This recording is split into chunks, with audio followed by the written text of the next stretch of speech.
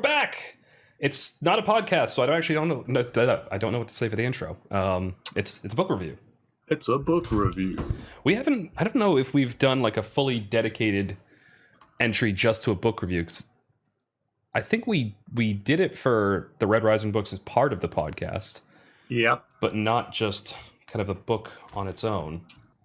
I'm pretty sure was Tress of the Emerald Sea. I never finished that book. You talked about it, I know, on the podcast, but I never got to the end of that one. See. You did get to the end of this book. Kaiser, I did. What have we been reading? We've been reading A Court of Thorns and Roses. So when you suggested this idea, you also suggested that we do something that's sort of outside of our normal comfort zone, which is how this book came up. For those that don't know... I also suggested this on stream. That's twitch.tv/Kaiser. I see, yeah, just in case people, want to go and watch us there, which is normally where we're live. We don't do as much recording anymore. It's going to be a very different topic today than what we would normally be talking about on stream. Yeah. But, so, for those that don't know, this is... It's a fantasy novel in the very popular female literature genre of romantasy, as I think it's called. I've more often heard it referred to as lady porn, but definitely, I wouldn't say this is lady porn. I don't think it is too. I would say it's more on the lines of like the female version of erotica, because there's definitely a lot of sexually charged moments in the book. Yeah, but I will say, so we both finished the book a few days ago. I started the first few chapters of the next book. I'm not even on chapter 3 yet, and there's been already a far more intense sex scene in it than in this whole book. That's interesting, yeah, because this book there was basically one sex scene in it, and it was like more than halfway through the book. And even that, very played down. Yeah, it was fairly tame, but either way, the book A Court of Thorns and Roses by Sarah J. Maas, Maas, which is very weird. Yeah, I wasn't sure how to pronounce it. I was kind of hoping you'd try. I'm pretty sure that's how you say her name. But yeah, so that's what we're going to be talking about today. Again, not really a book that's normally in our genre of choice, let's say, for literature. I didn't really find myself, I didn't dislike it, but I wasn't super enthused by it either. There were some bits that I enjoyed, and there were other bits that I just was like, okay, can we please move on? Yeah. So are we going to do this chapter by chapter, or are we going to jump around? I think that probably the best way to do this is let's start off with general thoughts, likes and dislikes, and then I think we do a brief plot synopsis, and then maybe we go into more detail about how things are. So do you want to go first? Yeah, sure. So something that I think the book does very well is it sets up a good world. It sets up a good lore. One that I was interested in finding out more about the hierarchy of certain creatures and the breadth of the term magic, because magic can wildly vary from story to story. Yeah. But I think something that we both probably noticed very early on, and I think I must have gotten used to it by the end, but the writing style isn't exactly... It's not perfectly written. No. And it was a bit jarring to me at the beginning. Obviously, like I said, I think I must have gotten past it. But there are a few parts, certainly in the early chapters, where I was like, that sentence doesn't really make sense. Yeah, it wasn't the best example out there of prose. It was perfectly functional as a writing style and as a story. But that was something that I definitely agree with. The writing style, the prose in particular, was kind of banal. It just the other thing that kind of annoyed me, if we're talking about the writing, was that quite often characters are using very modern phrases. I can't remember. Like there was a couple that like stuck out to me. I'm like, that is a very modern, like 2025 way of saying that. That doesn't like. Yes. It doesn't really make sense. It doesn't gel with the like the pseudo medieval fantasy setting. No, I did notice that a couple times, but I was pleased to see, and I feel like this shouldn't need to be mentioned, but it does. There was no. I did not feel at any point like the men or the women were any more powerful than the other group, right?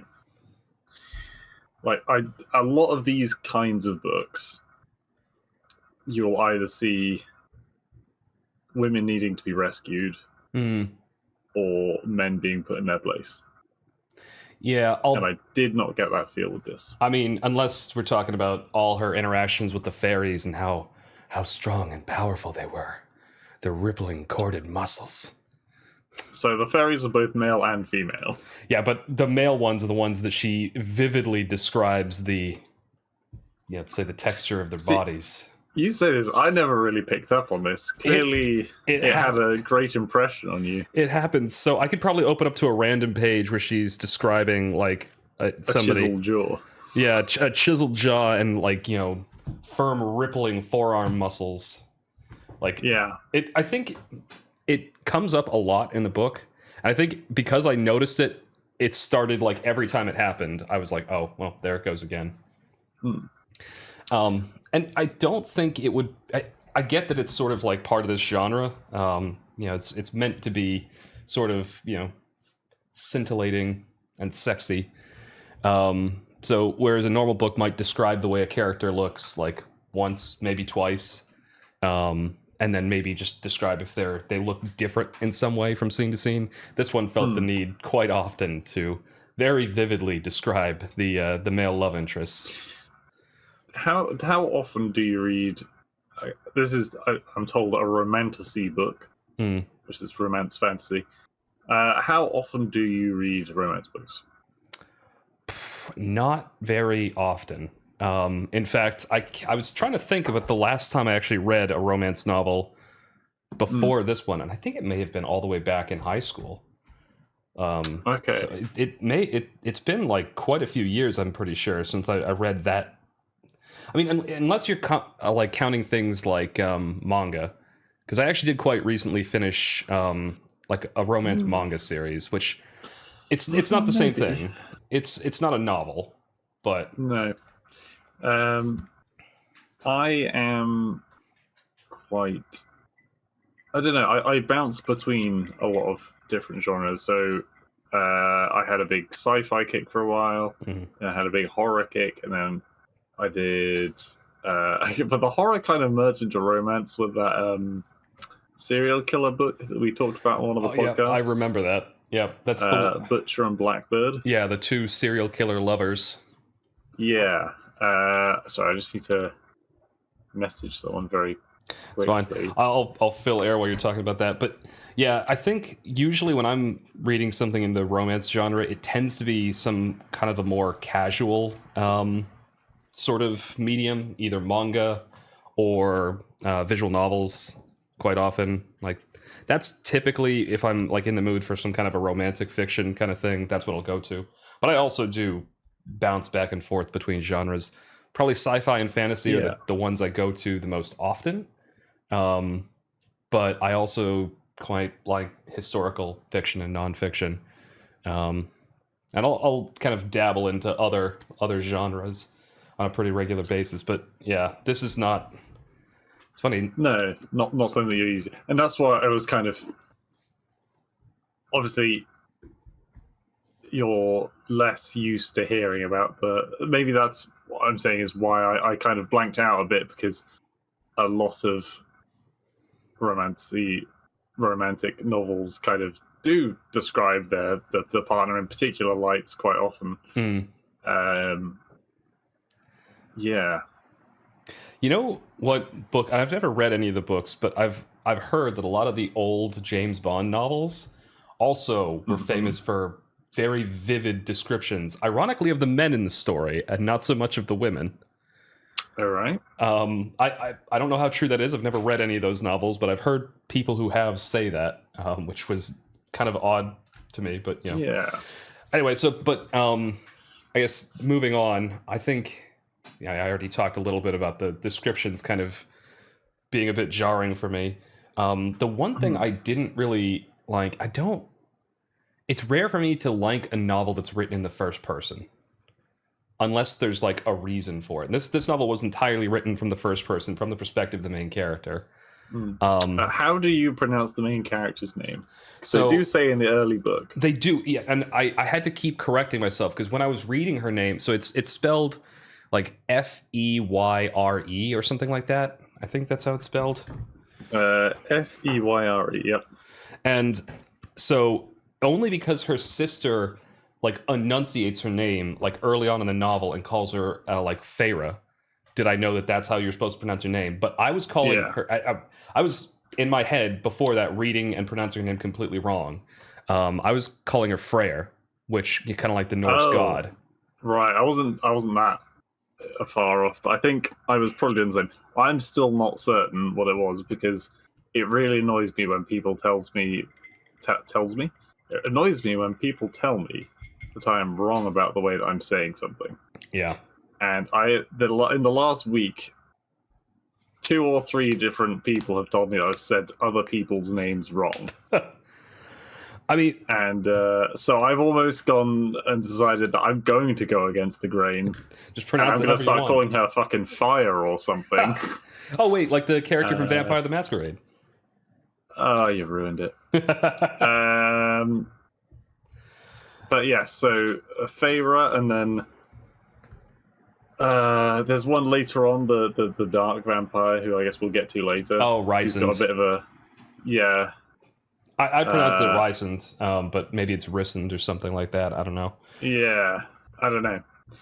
But anyway, the one thing I will say quickly, back on the first person perspective thing, I've only read I think one novel in my adult life that has been predominantly told in the first person, and I think it worked, and it was like a good choice for the writing style.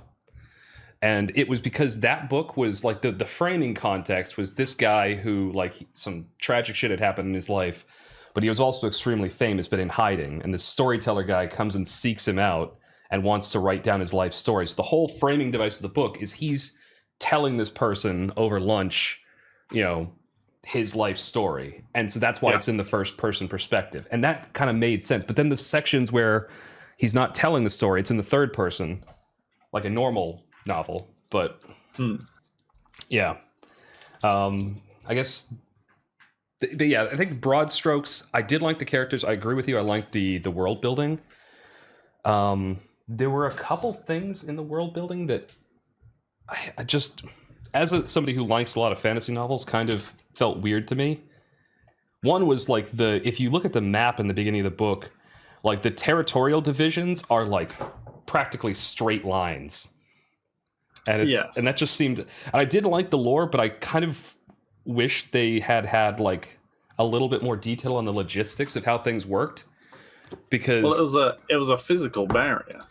It was a magical physical barrier that she couldn't get through. But I'm talking about the divisions between the courts. If you look at the map, they're all also just kind of straight lines. I mean, they're not exactly straight, but they're pretty close.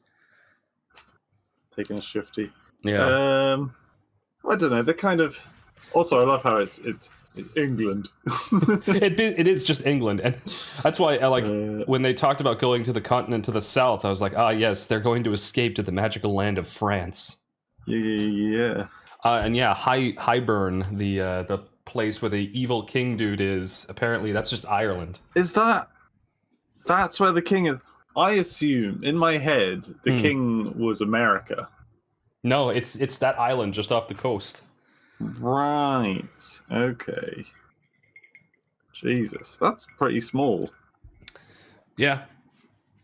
That's very small considering the bits that we'll talk about later. Yeah. All right, I'll try to keep it brief, but I'll go into the plot summary. And then we can kind of dig in on different details. Feel free to stop me at any point if there's something Well, so we're going chapter by chapter kind of thing, or? I was just going to go broad strokes. Here's the synopsis of what happens, and I figure we can dig in because sure.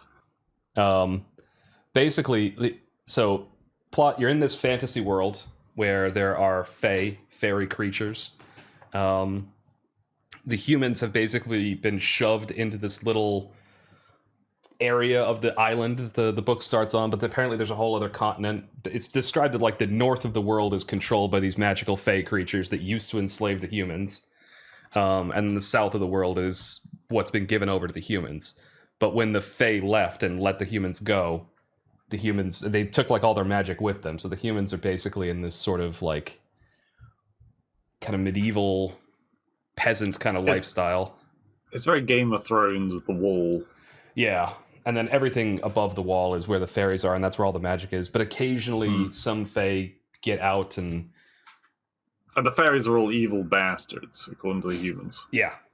So the book opens up. Feyre, the main character there, it's explained like her family used to be wealthy, and they fell on hard times. But her dad ship sank. Yeah, her dad's a useless piece of shit, and both her sisters. One of them is just kind of dopey.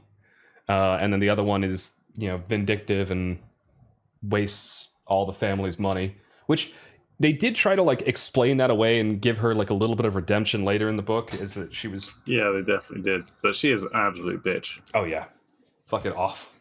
So I didn't like even after the redemption. I'm like, okay, so you're just not completely reprehensible. You're just mildly reprehensible. I did think it because in like the first 3 or 4 chapters of the book, it's just like, here's how shit Feyre's life is. Yeah. And they did a good job of like us wanting to, to get behind her because everyone else is a massive prick. Yeah.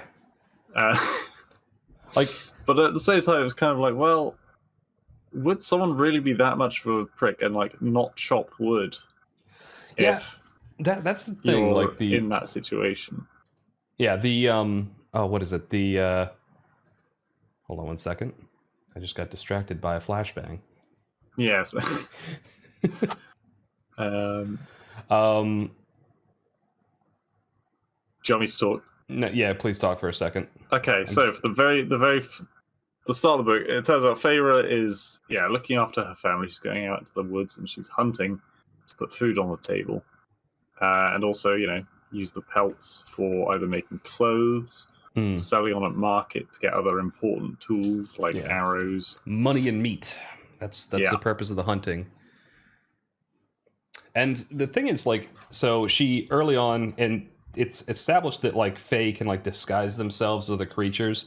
So like she encounters a wolf, and she's not sure, is it a real wolf? I mean, the wolves are described as being deadly already.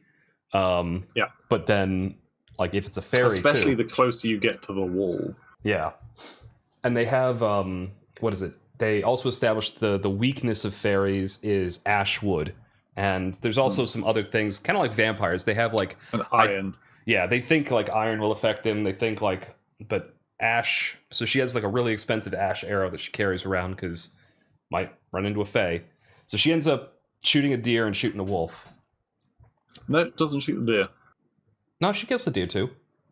Because she gets the meat. The deer gets jumped by the wolf. Oh, that's what happened. I knew she got the deer meat. I couldn't remember. Okay, so she gets the deer meat and then kills the wolf and then skins the wolf and takes his pelt back to town and stuff. So yeah, but what, like, so she's crouched in the bush. She can see the deer. She can also see the wolf. The wolf hasn't seen her. And it jumps on the deer. But in the meantime, she's thinking like, oh, is this a real wolf? Is this a fairy? Either way, we're going to starve to death because it's the middle of winter. Mama needs a new pair of shoes. Basically. So, even if it is a fairy, it's like, oh no, they'll murder me if it's a fairy. You're going to die anyway. Yeah. So there really isn't a choice. No. And she domes the wolf with the ash arrow. Gets it in the liver or the neck or something, yeah. And apparently, like, the wolf just stares at her while she's shooting it. Yeah, and then she kills it and skins it. And carries, like, she wraps up the deer in the wolf pelt, goes home, cleans and prepares the food. And this is when you get introduced to the rest of her family, who are, like, I mean, they're not all like the dad is just completely fucking useless. He's a broken man. Older sister's a bitch, and younger sister is just kind of derpy. Like ditzy, yeah. She seems like well-meaning, but a bit of a. What are her responsibilities around the house? Because the older sister's meant to chop wood. Feyre gets. I think money. Her younger sister does like gardening or something. But they don't have a garden at that point, do they? No, I thought that she like did some like gardening around the house. Anyway, they're in like this piece of shit cabin. Yeah. Just basically trying to get by and live. And it becomes very apparent that Feyre is the only one actually doing any work. So Dad is carving little bits of like he makes statues and he things whittles with stuff and then tries to sell them to people. Yeah, it makes it very clear that he's not good at it. Yeah. It doesn't make much money. But yeah, because they got the wolf pelt and they got the meat, she goes to prepping everything. You kind of get some establishment about who these other characters are. They go into town the next day. She sells the wolf pelt to this warrior mercenary lady. They run into the children of not mana. Children of it's something. Basically, they're religious nuthole. They're a cult. They're a cult who go like, the Fae are our friends, and they will, so they routinely go into the Fae territory to embrace the Fae, and I think they go there to try and like get married to them or something. To be married off, but like, does it explain how they actually managed to get there or not? I don't think it ever explains it, at least in the first book, how they managed to do that. No, and then or where they get all the silver from. You get some more explanation too about how the from the mercenary chick that buys the wolf pelt, about how like dangerous the Fae are. She's a lying bitch. Is she? This is definitely not a fairy pelt. I can tell you that much. I don't think she knew. Well, but, she looks at it and goes, "I would know. This is not a fairy pelt." And to be fair, she does overpay by a lot, so that she probably knew what it was there, and instead of like paying for a wolf pelt, she was getting a deal. A fairy pelt. Exactly. Anyway, so Feyre gets a ton of cash. Her sister immediately starts being nicer because she knows she has cash now. Nicer is a strong word. Yeah, it's all relative, right? Yeah. So also Feyre's got a boy toy in the town. Oh yeah, that's true. It's established. I think over like casual dinner conversation, her older sister makes fun of her for like, I think she phrases it like rutting in the hay with this guy in a barn. Yeah. But yeah, it's established that basically this other poor kid from the town. I say poor kid. I think that he's wealthier than them. Yeah, better off than they are, but still also relatively poor. And I think I should, like, for context, I think Feyre, she might be the youngest of the three sisters. So she's like 19. Okay, maybe she's the middle one, but I think establishes she's 19, her older sister's in her 20s. Her other sister is either, a teenager or also in her 20s, depends on I thought she was older, but maybe not. And like the kid or the boy from town that she's banging is also, I want to say 20s, but I have no idea. I don't know. But it's also established that their relationship is clearly just friends with benefits. Like, it's not actually anything serious.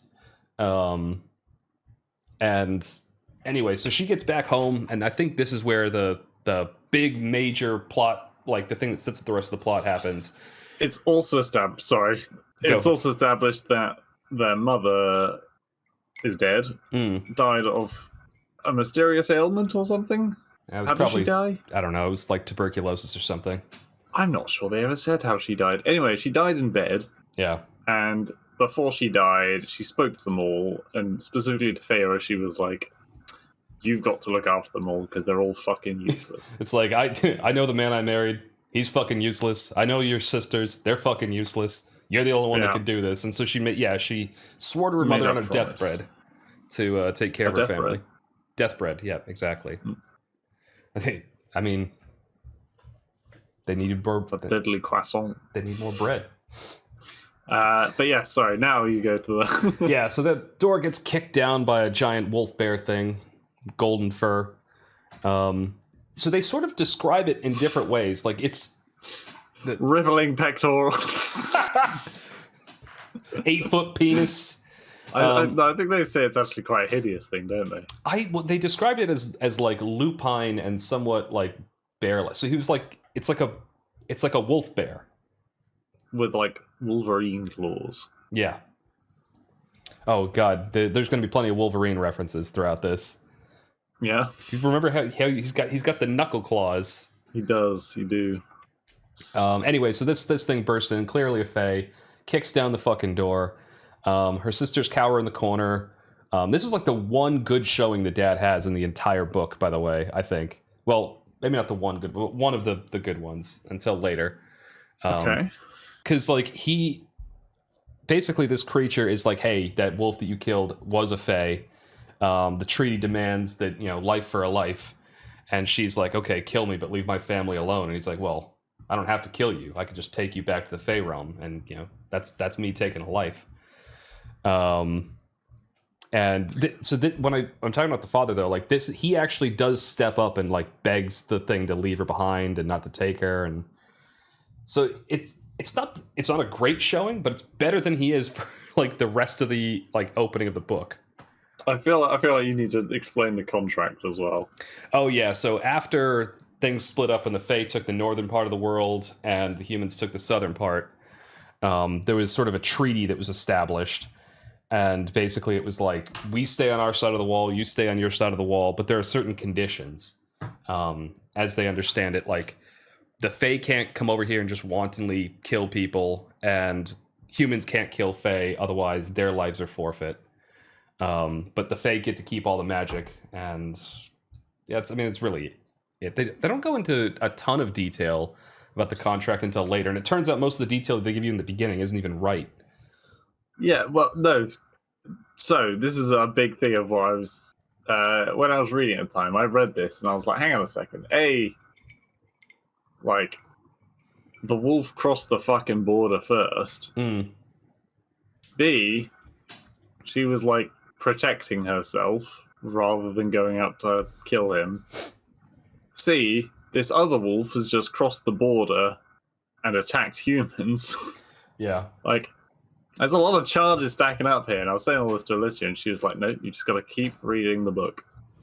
Yeah. And I'm like, okay, but this is it bullshit. and it does turn out that those plot inconsistencies aren't inconsistencies. They actually, did have a reason for existing. So I won't lie, I didn't pick up on any of that when I was reading through that section. I just was kind of reading and didn't really think too deeply about it. Anyway, so she ends up agreeing to go with him. So he takes her, and she's riding on his back, and then he uses a horse. Oh, that's right, he has a horse with her. He just brought a horse with him. The horse just listens to him because it's magic horse. Yeah. So she gets on the horse. He uses some magic to put her to sleep because she's asking too many questions. And and then when she wakes up, she's clearly over the magical border. Oh, it's also really early on established that whenever magic is being used, it has like a weird tangy smell to it. Yeah, like an iron smell. Yeah, like you get like kind of a metallic tang kind of smell that you get in your nose when people are using magic. Kind of like, I'm assuming they're thinking of it like a lightning storm or something, where you sort of get that ionized, feeling in the air. Yeah. Anyway, so she wakes up, and it turns out she's been pulled over the border. She's in the Spring Court, which is the court that borders. Oh yeah, I think, and this is in the map in the beginning, but there's the fairy courts on this island. They got the Day Court, Dawn Court, Winter Court, Autumn Court, Summer Court, and Spring Court. Oh, and the Night Court. Yeah, so day and night and dawn, and then each of the seasons. Yeah. And so she's been taken over the border into what she finds out is the Spring Court, where it's perpetually springtime. Big sprawling manor house estate. She does note that it's like kind of devoid of creatures. Hang on a second. What? On this map, it shows right at the bottom. It says Feyre's village, right? Mm-hmm. She has to walk fucking miles to get close to the wall, like really fucking far. So I think that this, like, that map, like, I think it's actually like deceptively small how that size of that island, because they quite often are able to get to the borders of the Spring Court within a day's ride. Yeah, and we won't talk about that under the mountain bit later. I mean, we will talk about it, but we're coming back to this. Okay. Anyway, sorry. But yeah, no, I think it's... There's other fantasy novels I've read where I'm like, wow, this world is really small, because they'll, like, it takes them, like, a few days to get to borders of kingdoms and stuff. And I feel like this was a similar scale, where, like, the world is smaller than it appears on the map. And so... In fairness, I think they do say she was, like, knocked out for 2 days or something. But yeah. The hunting bit at the beginning, like, she didn't lug a wolf from that forest down to her village. No. But, I mean, that's something I already said. Like, the logistics in the book were one thing that I felt was lacking. Because, honestly, that's not really the point of the book. No, sorry, I was rather a petty comment. I'd just seen her village on the map, and I was like... No, I agree with you. But I think that's also when it comes from the, like, this is definitely not a book that was meant for readers like us, where I want those, like, pedantic little details. I want the logistics explained. Like, I want, like, detail about the world. Yeah. But really, the book is not, like, that's kind of a secondary priority. The world is there to facilitate the romance story. Yes. Anyway, so he brings her in to his sprawling manor house, and he transforms into a beautiful golden man with, like, but he's got, like, a mask on, like a masquerade kind of mask. And I think it gets some, like, brief explanations. But basically, she's still pretty openly hostile, just like, what am I here? Am I your slave now? Like, what's going on? And he's just like, no, you can do whatever you want. You just can't leave. Well, you can leave, and you'll be torn apart. Yeah, but she can't leave the fairy realm. That's true. She can't go back to the human world. She could go to another, like, fairy place, but yeah, he makes it clear that, yeah, you're going to get fucked up and killed in, like, 2 seconds. Otherwise the Fabi eye will get her. When you said bash down the door earlier, I was like, Fabi eye, open up! That's what I was thinking of. Just thinking of, like, the Red Rising. Anyway, you also get introduced to, honestly, I think one of my favorite characters in the entire novel, Lucian. Or is it Lucius? God, why do you all fucking like him so much? He's a douchebag. Exactly. I like a well-written douchebag, and I thought he was a well-written douchebag. Like, he was such a fucking prick, but he was a charming prick. Was he? I thought he was. I think he was just a cunt. He does kind of... But a lot of people seem to agree with you. Like, later on in the book, he did kind of become, like, her begrudging ally. Like, he was still abrasive, but he did, end up being sort of... He was her bro when she needed help. But he was always a prick about it. I mean, I think he was just the one guy that wasn't trying to fuck her. Maybe that's why you found it so refreshing. Maybe, yeah, that's true. Or the one guy that she wasn't trying to fuck, I think, would be a more accurate way to put it. True. He definitely made multiple passes at her, but I think that was more just his personality. Really? Oh yeah, no. He, like, especially early on in the book, he, like, openly flirts with her a few times. Anyway, but yeah, there's a few other minor characters. I think Elise or Alice or whatever her name was. She's like Alis. Yeah, she's like the fairy maid that is assigned to take care of her. There's a lot of, like, build up of, like, her settling into this place, and she thinks... I mean, that's most of the book, I'd say. It is, yeah. Like the next 20 chapters could be summarized with Feyre settles into her new life and admires the hunky boy that owns the mansion.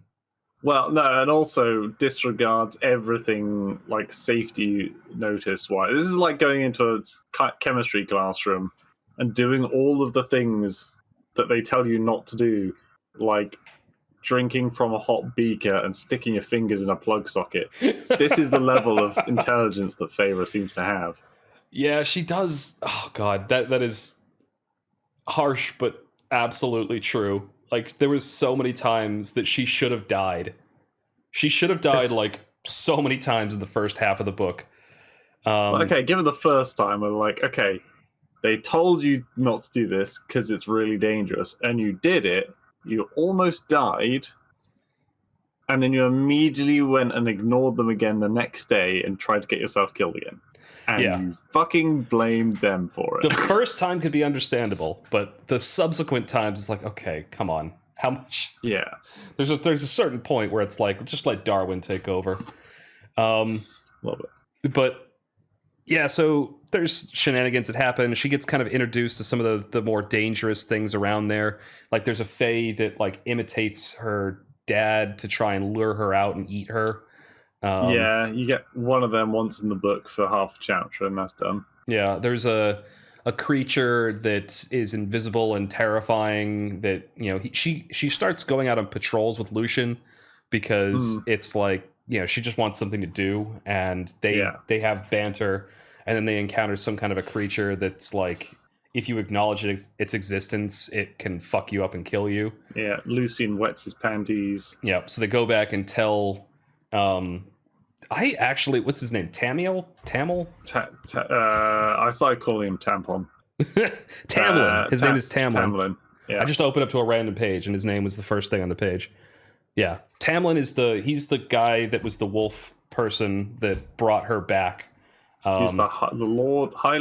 Lord High Lord of the Fairies. I won't lie. I was thinking that when I read when she found out that he was a lord, and it was just like, oh, it's the Lord High Lord of the Fairies. He's the High Lord of the Spring Court, I think. Yeah. No. Honestly, this entire, like, most of the first half of the book after she enters the Fae area is basically just Belle from Beauty and the Beast. So this is actually also something I said to Alicia. I said, this book is quite strongly based off of Beauty and the Beast in many aspects. And she said, yeah. Yeah. That was because I kept... I can't remember what chapter it was, but I was reading through it, and I just had the song from the movie. It's like, looks like there's something there that wasn't there before. Where it's like the servants are all singing about the Belle and the Beast falling in love. Yeah, I think I was about to say the episode, the chapter where they go out for a picnic with the three of them, that weird third wheel. But because they want Lucian to be in the book more, I think. But they picnic, and then we get probably the closest thing to a sensual scene so far, where they go to a pool that has starlight in it. Liquid starlight. Yeah. And he gets mostly nude. He does that the anime like hunky boy thing where he's like, he comes out of the water and slicks his hair back and just shows off his abs. I don't think it said that, guys. I think you imagine. It didn't, but that was basically what that scene was. It was the. Does she get in the water? I don't actually remember. She does, yeah, but she doesn't drink it. Like, he's like, oh, you should, you know, try tasting it, and she doesn't. Okay, but then she lets him mind zap her. Yes, because so she can kind of see more of the world around her, and so she sees him how he really is. The illusions of the Fae. Yeah, the glamour. And then that's when she starts to notice, like, oh shit, there's a ton of other fairies in this house, but he just had them become invisible, so she couldn't see them. Yeah. She would have freaked out. So Alice is like an ent lady? Yeah, she's like made of tree bark or something like that. Like a dryad kind of thing, I suppose? Yeah. Because before that, also, she was described as just like a middle-aged, portly woman. Yeah. I think we've gone past the point already, but so Feyre's looking for anything that she can do to break the contract. Yeah. And Lucian is like, by the way, there are these ancient hags in the woods that you can lure out with Jaffa cakes, and then if you can snare them, then you can ask them some questions or they'll kill you. Yeah. Oh, also, before we get to that, because something that did get established during that, but also during this whole sequence, is a lot of the things that the humans know about the Fae are completely fucking wrong. They don't care about iron. They think that Fae can't lie. The Fae can absolutely lie. So there's a lot of stuff like that gets established. There's a lot of lore that's kind of sprinkled in through these early chapters. But yeah, so she goes into the woods. She baits out one of these creatures, asks it a bunch of questions. This is where she finds out that he's the Lord High Lord of the Fairies. And wait, does she not know already? She finds out from that creature. Oh yeah, you're right. She knew he was a high Fae. The creature's basically fucking useless. They're like, oh yeah, no, you can't break that contract. And he's, your local parliamentarian. Yeah, and you should stay near him. Yeah, which she proceeds to fucking disobey like constantly. I'll try to. Then she gets attacked by snake people, and well, actually, it was snake people. Yeah, it was Naga. Yeah, so it's the snake people pop out and spicy chilies appear. They want to get the creature that she's snared. So she shoots her arrow to release the creature. Yeah. And it took me a while to figure out like why she was like being so cautious about attacking those creatures. And I think it was because she was thinking like, oh, if I kill another fairy, then I'm gonna have to do more degrading shit or something. I don't think so. I think she just realized there's like 4 of them, and if she fired, either piss them off or just she wouldn't have an arrow to shoot the next one that runs at her. There was a line that she said though that like it was like she said something along the lines, oh, it's clearly self-defense now because they're still coming after me. I just remember that sticking out to me because I guess she was trying to make sure it's the legal definition of self-defense. Yeah. Anyway, she loses, but she manages to kill like two and a half of them. Yeah, I think she kills 2. She kills one outright because she shoots it in the face. The other one, I think she either wounds severely or kills it as well. And then, which not very strong fairy if it could just die to a normal arrow. Yeah, I think they're like they make a distinction, although not very clearly, between the lesser Fae and the high Fae. Like the high Fae are the ones that look like humans, like Lucian and Tamlin. And then the lesser ones are like a little bit above animals, and then there's some that are in the middle, like her. Okay, where's Alice? Oh, is Alice in the middle? I think she's like in the middle. She's not quite a high Fae, but she's But she's not an animal. Exactly. Okay. I think they rough out a hierarchy. They're very vague about it. They are, yeah. They introduce a lot of different. Is the word genuses? A lot of varieties, a hell of a lot of varieties of fairy, but they don't go into a great amount of detail on any of them. I'd say even the high fae are kind of like, what makes them high fae? They look like humans, basically. That's no, but like I know. I think they're just like they've got big magic. That's really all it comes. They look human and they got big magic. Is it a birthright thing? It seems like it because it seems like they're completely different species. How do they fuck? Well, they talk about that in the books. Apparently, it's not that common for Fae to have offspring. Oh, okay. Yeah, actually, I do remember them saying that. Yeah. But yes, so she gets saved from the Naga Chilies by Tamriel. Yeah. He comes out with his fucking Wolverine claws and like chops them to pieces.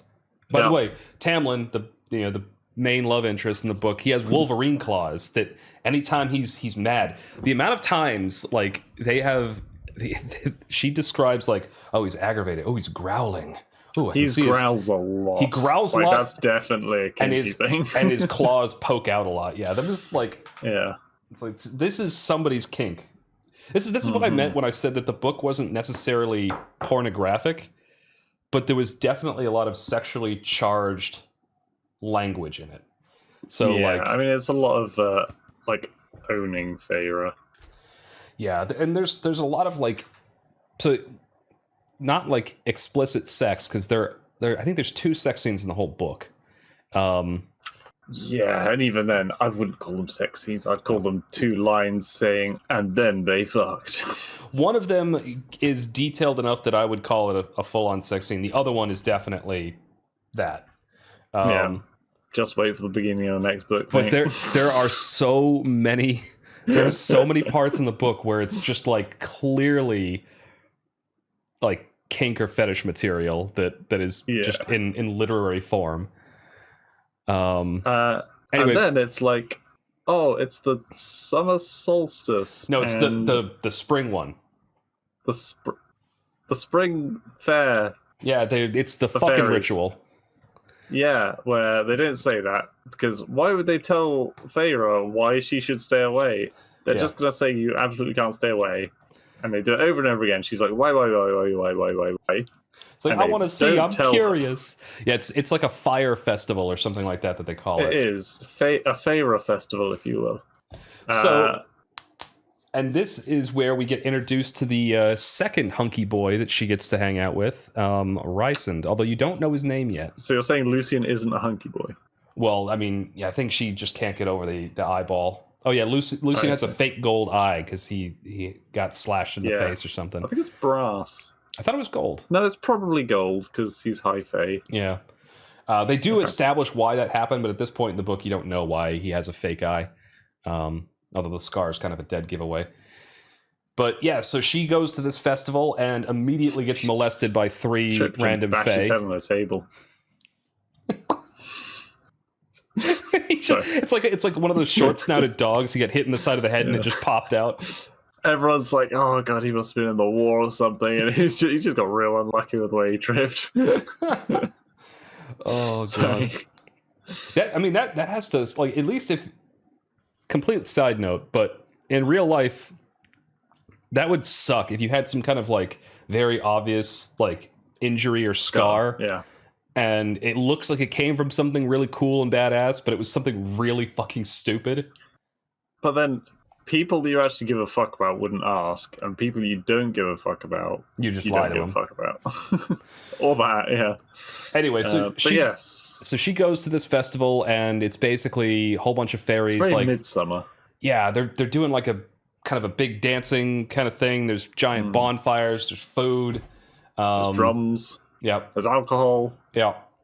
And so she has 3 fae that kind of come over, and they're, trying to lure her. They're like dark fae. Yeah, they try to lure into the bushes for some bad touch, and then she gets rescued by hunky boy number 2, Rysand, who, once again, you don't know his name yet, but he's he's described as having like, kind of an aura of darkness that just follows him around, and he probably listens to My Chemical Romance, and she can definitely change him. The way I kind of think about it is Tamlin, right? Yeah. Tamlin's like a golden retriever. Rysand is more like, maybe like a Doberman. I don't know. He's an emo. He's a bad boy. Exactly. He screamed to me of the stereotypical bad boy that I know I can change. Yeah, the Devimon with ripped jeans and chains. See, I'd go with Myotismon. Myotismon's a bit too gay. Yeah, that's fair. As in colourful and happy and not like... There was a Digimon that was like kind of a ripped jean kind of edgelord. It wasn't Devimon. It was like another, but it was in that same kind of... It was another virus. Like Beelzemon. Yeah, that's what I'm thinking of. The one that had a motorbike and shotguns. Yes, that one. Yeah. The coolest one. Sorry, random, very nerdy reference there for a second. Yes. Anyway, so Lucian spots her at this thing and goes like, "Holy shit, what the fuck are you doing here? Why did you not listen to us the 18 million times we told you to stay the fuck away?" And so he rushes her back to the mansion. No. Wait, maybe. He does. But I thought she grabs the wine first, doesn't she? That is that a different party? That's the different one. That's the summer one. That's a different party. Oh, okay. Right, this is the spring one.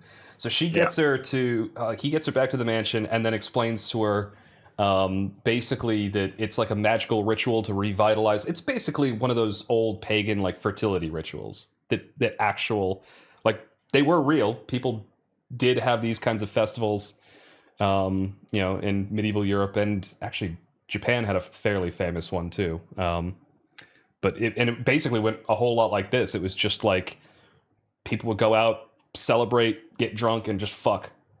And it was supposed to be like this big blessed fertility ritual for the coming season. And the High Lord gets high on peyote. Yeah, basically. So he can't control his dick. Yeah, so then he gets like stalks everyone. Yeah, he gets supercharged with magic. Then he goes to the big ritual cave, and in the big ritual cave, there's a bunch of women who are like, "I want to fuck the High Lord," and then he chooses one of them, bangs him, and then that revitalizes the magic in the realm or something like that. But Lucian was like, "If he'd smelled your stinky human ass, he would have got you." Yeah, because and that's where you get the first heavy implication that Tamlin is super fucking attractive. I mean, it's been kind of obvious, but it's the first time that it's explicitly told to Feyre, by the way, this guy wants to bone you. And so he tells her to stay in her room and not come out until morning. And she disobeys again because she gets like the munchies and has to go out for a midnight snack or something. Yeah. And Tamlin's in the hallway, and he's sort of partially recovered, but he's still all glowy and magical. And he spends like fucking 20 minutes like nibbling on her neck and like 20 minutes. I think it's like a 3-minute thing where he goes up, basically bites her neck, pushes her against the wall, bites her neck. By the way, this is the first really kinky bit of the book. It lasts. I could have sworn it lasted. The way they described it, it sounded like it lasted for like 10 to 20 minutes of him just having her pinned against the wall and just like munching on her neck. And she was really enjoying it. Oh, yeah. And then he kind of starts walking away, and she's like, I didn't enjoy that, actually. And he was like, yeah, whatever. Yeah, he just, I can't remember. I was trying to find, like, see if I could flip to the actual section of the book. Because we both have the book here in front of us. But yeah, so he makes out with her neck, and she's just like goes down to breakfast the next morning, and I guess huffy. She's huffy, but she's also like, I'm not gonna hide this. Look at what he did to me. Oh, yeah, she's like, he's gonna be ashamed of the fact that he bit me. And they were both like, you're a fucking idiot, you shouldn't have been out. Yep, and they both just kind of like mock her, like not mock her, but like mildly just kind of rib her a little bit there. I think Lucian maybe jabs Tamlin a bit for being like, ooh, kinky. Leaving hickeys. Yeah, I think that actually probably does happen. Anyway, so one thing that should be mentioned at this point is like it's been established by now that there's magic that's sort of going out of the world, or there's something that's causing the magic to be lessened amongst the High. So like Tamlin should be a lot more magically powerful than he is. There's a reason there's a lot less Fae around, basically. There's been vague references to people, like a certain she that is like kind of this hovering evil that's kind of in the background. Yeah. And every single fairy is wearing. Yeah, every spring court, has a. So the spring festival was the first time she saw Fae without the masks, and so that's how she knew they were from other courts. But yeah, so I think there's a couple things. I don't remember where exactly these happen, but she overhears like certain conversations. Like she's walking around the garden and she gets hidden because there's some kind of a creature that's in the garden that's a bit later. Yeah, threatening them or something. Well, I think it happens before because the glamour's gone and she couldn't see the creature because she had the glamour shit going on when it happened. You're talking about the emissary from the bitch. Yeah, Ator. Or Adder, whatever it was called. Yeah, I think before that, I think she starts warming to them because she gets given paints and taken around the... Yeah, so that's her first kind of like moment of... So as she's, again, going back to the Beauty and the Beast metaphor, as, she's starting to warm up to the Fae and actually accepting her time here. Oh, she's also been told that her family is taken care of. Like, that was one of the other reasons she kind of relaxed a little bit, was that he's like, yeah, no, when I took you, I didn't just take you. I provided for them. They've got, food and money and stuff, and they're living comfortably. I mean, she has no proof of this, but he said that he did that. Actually, now I think about it, why the fuck was Lucien such a bitch to her at the beginning? Given what we later find out about why she killed the wolf fairy, I think that's just why the fuck was he such a dick? I think that's just how he is. Maybe he was banging him. Are we retconning that Lucien's now gay? Honestly, I don't think there was a single gay fairy in the whole book. In fact, a gay character at all. Well, we don't know. Lucien could be. I mean, there couldn't be a gay fairy in the entire book, because then they wouldn't be a love interest option for Feyre. I don't think Alice was ever a love interest option, and if there was a gay thing, then she gets established to have like nephews, but I don't think she has any kids of her own. Anyway, yes. Yeah, so where was I? So painting. So yeah, basically she finally goes like, okay, there's something I actually do want to do with my time, because it's sort of like she's like, well, what do I do here? Like, what's the point of me being here? And Tamlin's just like, whatever you want, choose what you want to do to fill your time. And so eventually she settles on painting, because it was established at the beginning of the book that she actually really enjoyed painting. She spent some of their limited resources buying paints to doodle on their table and cabinets back at their family cabin, which, if you know how much like paints and dyes cost in a medieval economy, it's like she was just as financially irresponsible as her sister. Yeah, but also the sister wasn't actually bringing in any That's fair. income. I mean, she at least was bringing in yeah, income. she was the one that was actually bringing in the income, so if she wants to be a little indulgent with it, whatever.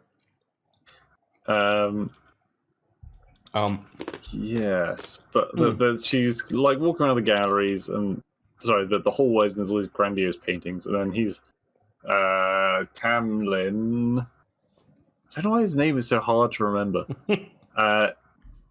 It's like, oh, have you checked out my art gallery?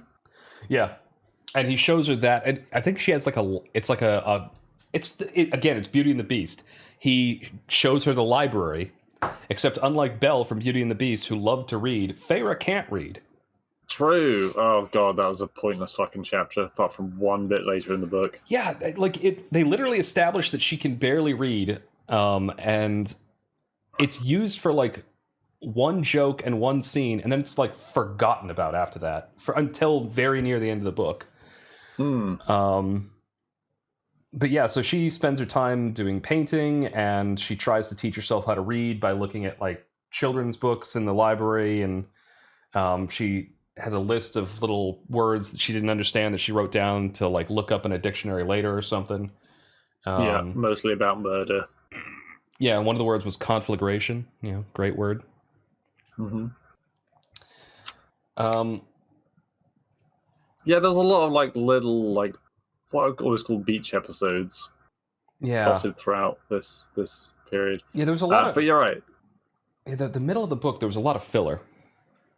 So what happened at the festival where she did drink then? So that was after the April. Yeah, right? that was the summer one. Yeah, so the summer festival, she was warned maybe don't try the wine, and Lucien was basically trying to babysit her. But before that with the A tour. Yeah. There was a reason they were out and about, and there was like something dangerous happened or something, and then Tamlin was like, quick hide in a bush. Sit in this bush. Yeah, I think they were just like taking a stroll through the garden or something. Like it was just, they were just chilling and like hanging out, and there was something they were talking about, but then oh no, there's something maybe about the whole like the hedge maze being made for his mother by his father. Right? Yeah, no, because there was like a rose, and that's when they established the difference between Faye getting married and mating. And they basically described it as like, any Fae can like get married, and it's just like in the human world. They get married, they maybe have kids, they maybe don't, but whatever. But if you find it's the mating thing is just like it's your soulmate. It's the person that you were destined to be with, and it's like they click perfectly together. And he was saying like his mother and father were that, and so when they hit that point in their life, he planted like a rose bush for her or something, and that was a maze. Yeah, it was a maze, but in the center of it there was like a rose garden type thing. I remember because she was thinking about picking the rose. That's true. Anyway, then this creature that she can't see shows up. She's told to hide in the bush. She overhears the conversation. I think she could see it. I think she could see it if she was like within an eye shot of it, but she was there was a physical barrier between them, right? I remember there being like something to do with the glamour was why she couldn't see the thing. Like it was invisible to her. Oh, okay. I might be wrong about that, but I kind of remember that. Either way, there's more plot points that are dropped there. The mysterious she that they're all afraid of is referenced again. Yeah. Every time I heard her name, I just thought of a particular bot from Twitch. Sorry, I had to think for a second, and I was like, "What was her?" Oh, right. Did that not cross your mind, like the moment you saw it? Honestly, I kept having trouble pronouncing her name. Like, yeah, I think I pronounced her name like 5 different ways throughout the entire reading of the book because I had to eventually just go and like look at it and sound it out in my head so I had it right, and I had to stop doing that. They spoke to the Atel. Yep, so they spoke to that thing. More plot points. Then we get to the summer festival. The summer festival is like, it's not like the springtime one. It's not some kind of weird magical ritual. It's just a big ass party at the summer solstice. So there's wine, food, dancing. Lucian is like, don't drink the wine. And so she does drink the wine. And it's like basic like magic fairy crack.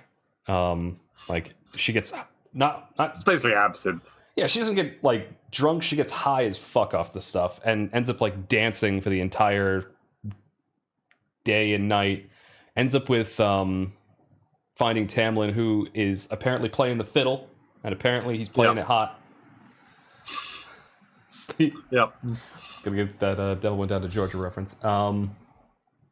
And then they dance together. Yep, they dance a lot. They end up going off into the hills and fields and staying together until dawn the next day. And she's like, oh my god, he's gonna fuck me, this is gonna be great. And then he just fucking blue balls her so hard. Yeah. The amount of times she gets blue balled in this story. Like, there is so, like... Yeah. From between the spring festival and the summer festival and like all the bits in between, there are so many times where she clearly is like, she's ready to go, and Tamlin's just like, nah, I'll hit you up later. But he takes her to a field and there's like some blue ghosts in it or something. Will-o'-the-wisps. And I don't remember what the fuck the point of that was. I think it was just meant to be like something about like this happens once a year and it's a romance thing. Yeah, it's the little will-o'-the-wisps. They come out and they bang and they dance in the twilight of dawn. And it was, I think, he takes her to another spot and does something similar. Yeah, I think they end up just, cuddling and making out all night or into the morning or something like that. It's again, it's meant to be just like kind of this romantic scene. But yeah, you're right. She clearly wants she wants him to go all the way. And he doesn't. And, so continues to get blue-balled. Yeah. Lucian makes fun of him the next day at, like, brunch, going like, oh, look what the cat dragged in. Yeah, and then what, the message on the fountain? Yes, there was a decapitated head that gets stuck to the fountain. There was also at one other point, like earlier, there was a fairy that they found on their borders that had its like its wings ripped off. Yeah, that's pretty key. And it was sort of like this pivotal moment of like her starting to have empathy towards the Fae that are dying. Doing triage while Lucian was kind of useless. Yeah, Lucian clearly had some kind of trauma that he was dealing with. Trying to think. Yeah, so I think this is now where we're starting to get into... I'm trying to think if there are any other relevant plot points, or we get to where she gets discovered. Maybe. Let's crack on with it, though. Okay. So... Head on the fountain. Yeah, head on the fountain, and it's explained that it was probably the Lord of the Night Court, because he would find that funny, or something like that. Or somebody is like, oh, those Night Court fuckers, they like to do pranks like this. Oh, those silly pranksters. Yeah, just casual decapitation. Yeah. And then I think... And they just kind of ignore it and get on with their lives. Yeah, and they move on. I think the question is, what happens next? I can't remember if they do finally bang. So she shows him the painting of the forest. Oh yeah, the bleak forest where she used to hunt, and he really likes that painting. It's like, I want that one. She also discovers like a painting that's like the history of the fairy world. That's like a giant mural. First visits the gallery. Yeah, I just forgot to mention it earlier. So we get a little bit more lore about how things are from that. And yeah, I think this is the point where they finally actually sleep together. I don't remember what actually causes it. I don't think they do until after the visit from... What's the thing? I didn't remember if that Rysand. I didn't remember if that happened first or if they bang and then that happened. What's his name now? Oh wow! I flicked on random pages in the book and looked at a word, and it was the name that I was looking at. It was Rysand. Yep. There we go. Holy. That's magical. Yes. I found that point. That's chapter 26. It was an... Oh yeah, no, there it is. Yeah, you're right. Okay, so they bang right after that. Yeah, after they meet Barbara Rysand. Barbara Rysand, really. Anyway, yeah. So Rysand, the edgy boy, they're having like lunch. Yeah, the edgy boy they met at the party.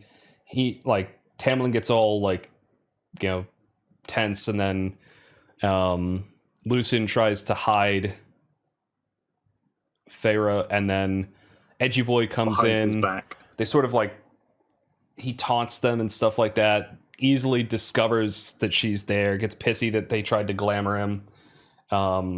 He says some intimidating, edgy, evil stuff. Then mind fucks her. Yeah, he goes into her brain, and it's revealed that one of his powers is to be able to just completely crush somebody's mind. And he's a real dick about it as well. He's like, "Ooh, she wants you to bite her boobie." Yeah, actually, that's true. He spends a good chunk of his time, invading her brain, just talking about, "Oh wow, it's really kinky in here." It's like, oh, I didn't think you were into that. Might catch something in here. Yeah, no. Also, who the fuck wants their chest bitten? That would be quite painful, from what I understand. Some people are into that. I've known people. I don't know. It's obviously we don't know, but you hear that getting punched in the boob fucking hurts. So the idea of being bitten there seems like it'd be also very painful. Shoulders, arms, I get that. But some people are into getting whipped and paddled and stuff. So I guess it's someone biting your sack or something. It's no thank you. No fucking... But you know that there are people out there that are into that. Yeah, and they're fucking weird. We're just sitting here. Not king shaming. Yeah, no, we are. We're taking a break out from this book review to king shame Feyre there. Just it's oh god, you're into that? Yeah, sorry. So and then they bang. No. And then Tamlin gets on his knees, kisses Rysand's feet repeatedly, and says, "Please don't tell her." Yeah, and she she gives him a fake name, Rysand, when he asks who she is, and yeah, she says, "I'm Claire." Claire Better. And wow, I suppose you remember. Yeah, and So then they bang. Bryson leaves. Then they bang. And after it's a timid bang. Yeah. They also, it just, the way, I don't know, the way that the book, like the prose in the book describes the actual scene, like it was clear that they were trying to be very artsy with how they were describing the interaction, but I don't know, it felt kind of weird. It just... I think this is just you not being used to romance books, mate. Yeah, maybe. Anyway, so... It was very tame. So they got through to the end.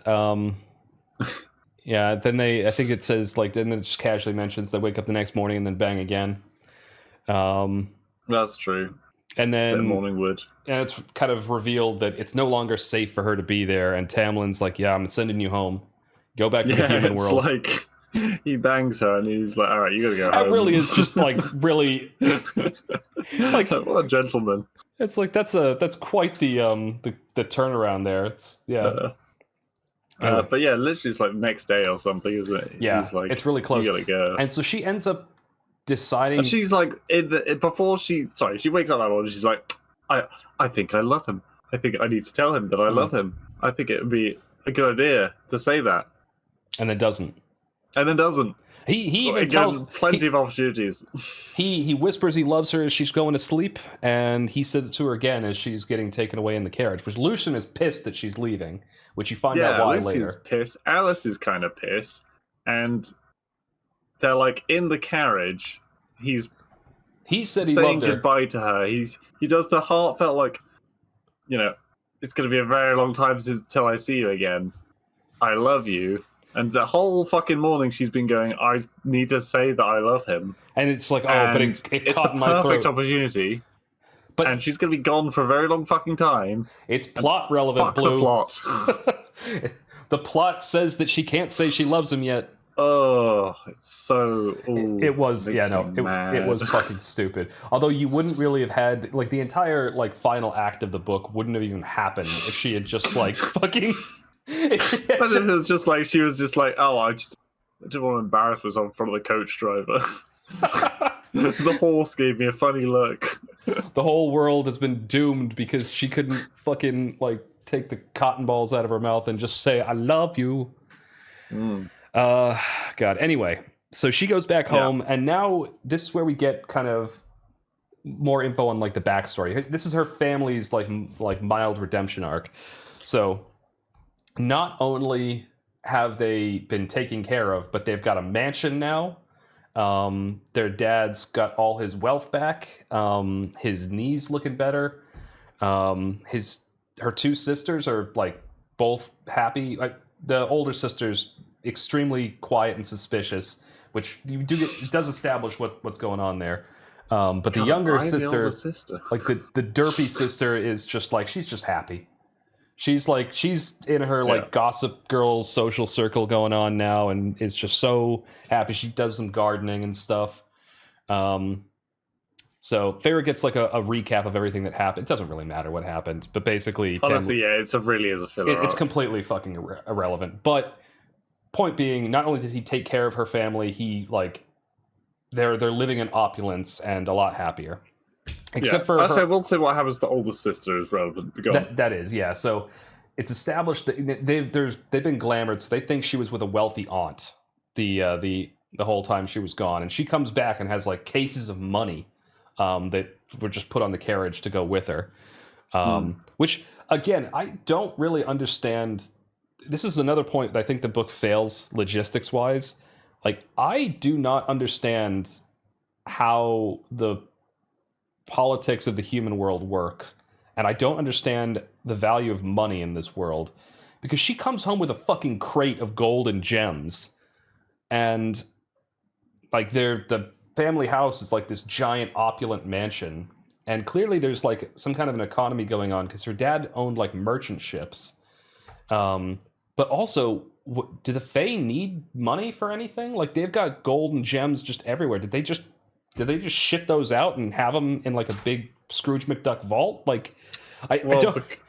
I think that the idea is that because they had the indentured servants, that made them a lot of money, and because they're like immortal, they live for a very long time. And then they build up the money. They just accrued this wealth they didn't really need. But what did they use the money on? Like, there's no functioning economy in the Fey realms. Well, we haven't seen any Fey shops. Yeah, exactly. But they must have Fey shops. This was a point that, like, and I think this was a point in the book where this started to really, really bother me, that I just did not understand how the economy of this world worked at all. I really think it would have actually benefited from, like, even if it was like a really posh fucking swanky one, like a shopping district in the Fey realm. Yeah. In fact, I bet like a lot of the readers would have loved that. And just like, you know, the classic Feyre gets lost in a city that she's not used to, and she runs into some scary hoodlums and some very important people, and she's amazed by the wondrous things that the Fey realm has to offer, and the strange currencies. For all the filler chapters that kind of show up in this book, where it's just kind of her hanging out and chilling and doing random stuff around the manor house, I'm shocked that they didn't have a shopping episode. Right? Also, I'm sure Alicia is silently fuming behind her mute button. I'm sure I'll be hearing about this later. Anyway, but so... Yeah. The one plot relevant thing that happens during this little, development is turns out her older sister, she kind of beat the glamour because she's such a suspicious bitch. So they said that the table had some fucking claw marks or something on it, and so she saw the claw marks and was like, "Wait, no, she didn't go to stay with a rich aunt. There was a wolf man." Was that what it was? I thought there was like some bit of like. What was the special wood? Ash, but I don't think it's that. No, I think it was like there were claw marks on the bits of the table. Okay. Okay. Anyway, so they have like a little mild reconciliation where she's like, "Oh, my older sister's just a bitch because she is in it for the game."